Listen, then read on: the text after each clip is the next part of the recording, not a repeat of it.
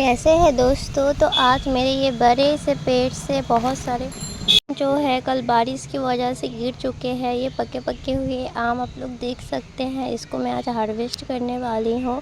आप लोग वीडियो के साथ बने रहे। देख सकते हैं बहुत सारे आम मेरे पेड़ से गिरे हुए हैं नीचे।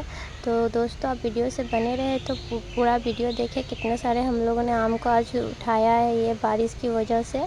तो ये सारे आम पके हुए हैं, इसको हम लोग खा सकते हैं। बहुत ही मीठे हैं मेरे पेड़ के आम। तो दोस्तों अगर वीडियो अच्छा लगा प्लीज़ चैनल को लाइक सब्सक्राइब एंड शेयर कर दें। मिलते हैं नेक्स्ट वीडियो में। आज के लिए इतना ही।